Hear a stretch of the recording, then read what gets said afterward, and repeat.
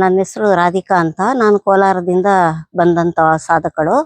ಇಲ್ಲಿ ನನ್ ಬಂದಾಗ ನನಗೆ ಏನು ಮೊಣಕಾಲು ನೋವು ಮತ್ತೆ ಕಣ್ಣಿನ ಸ್ವಲ್ಪ ಪ್ರಾಬ್ಲಮ್ ಇತ್ತು ಅಂತ ಬಂದೆ.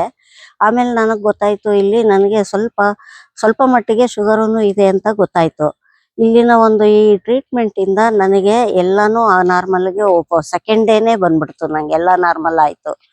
ಆಮೇಲೆ ನಾನು 8 ಡೇಸ್ ಇಲ್ಲಿ ತಗೊಂಡೆ. ಆಕ್ಚುಲಿ 10 ದಿವಸ ತಗೋಬೇಕು.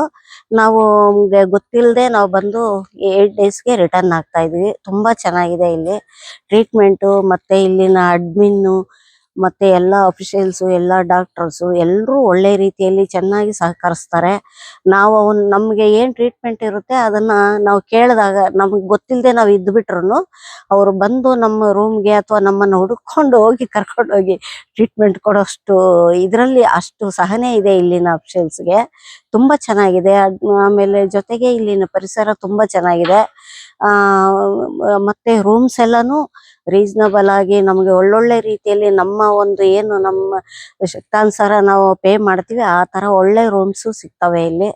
ಒಳ್ಳೆ ರೀತಿ ಆರೋಗ್ಯಕರವಾದ ವಾತಾವರಣ. ಎಲ್ಲಾ ಕರ್ನಾಟಕ ಜನತೆಗೆ ಮನವಿ ಮಾಡೋದೇನಂದ್ರೆ ಇಂಥ ಕಡೆ ಬಂದು ನೀವು ಅಟ್ಲೀಸ್ಟ್ ಒಂದು 10 ದಿವಸ ಆದ್ರೂ ಟ್ರೀಟ್ಮೆಂಟ್ ತಗೊಂಡ್ರೆ ರಿಯಲಿ ನಿಮ್ಗೆ ಏನೇ ಇದ್ರೂನು 10 ಡೇಸ್ ಅಲ್ಲಿ ರಿವರ್ಸ್ ಆಗತ್ತೆ. ಅಷ್ಟೇ ಅಂತ ಬಿಡೋಂಗಿಲ್ಲ.